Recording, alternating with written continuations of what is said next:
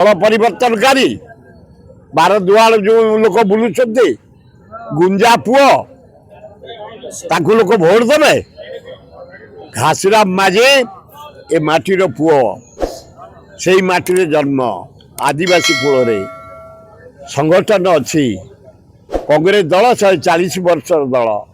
ଭକ୍ତ ଦାସକୁ ଧନ୍ୟବାଦ, କଂଗ୍ରେସକୁ ଧନ୍ୟବାଦ, ରାହୁଲ ଗାନ୍ଧୀ ଧନ୍ୟବାଦ, ତାଙ୍କୁ ଟିକେଟ ଦେଇଛନ୍ତି। କାଲି ପରିବର୍ତ୍ତନ ହେଲା ପରେ ବସନ୍ତ ପଣ୍ଡା ତାଙ୍କ ପୁଅ ତାଙ୍କ ଭୋଟର୍ସ ତାଙ୍କ ଲାଇନରେ ରହିବେ, ତାଙ୍କ ମିଟିଂରେ ରହିବେ, ଖାଲି ଦାନ୍ତକୁ ଦେଖେଇବେ, ସବୁତକ ଭୋଟ ଯୋଗେଇବେ। ଆମ ସହିତ ମନ୍ତ୍ରଣା ସରିଲାଣି, କଥାବାର୍ତ୍ତା ସରିଲାଣି। ଆସନ୍ତା ନିର୍ବାଚନରେ ବାଇ ଇଲେକ୍ସନରେ କଂଗ୍ରେସ ଘାସିରାମ ମାଝୀ ବିପୁଳ ସଂଖ୍ୟାରେ ଜିତିବେ।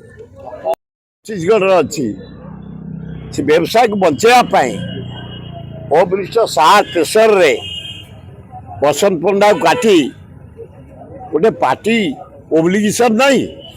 ବସନ୍ତ ପଣ୍ଡା ଜଣେ ସିନିୟର ଲୋକ, ଦଳକୁ ମଜବୁତ କରିଛନ୍ତି। ଯଦି ଓଡ଼ିଶାରେ ବିଜେପି ଷ୍ଟ୍ରଙ୍ଗ ହେଇଥିଲା ବସନ୍ତ ପଣ୍ଡାଙ୍କ ପାଇଁ, ତାଙ୍କ ପୁଅକୁ ଟିକେଟ ଦେଲ, ତାକୁ କାଟିଦି ଗୋଟେ ଭଡ଼ାଟିଆ, ଗୋଟେ ଦଳ ପରିବର୍ତ୍ତନକାରୀ ବାର ଦୁଆଳ ଯୋଉ ଲୋକ ବୁଲୁଛନ୍ତି ଗୁଞ୍ଜା ପୁଅ ତାଙ୍କୁ ଲୋକ ଭୋଟ ଦେବେ।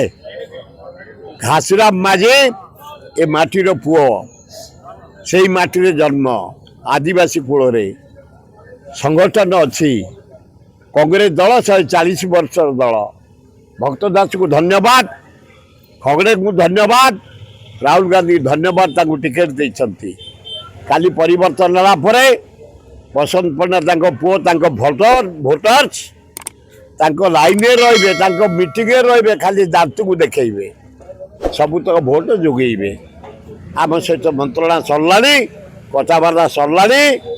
ଆସନ୍ତା ନିର୍ବାଚନରେ ବାଇ ଇଲେକ୍ସନରେ କଂଗ୍ରେସ ଘାସିରାମ ମାଝୀ ବିପୁଳ ସଂଖ୍ୟାରେ ଜିତିବେ।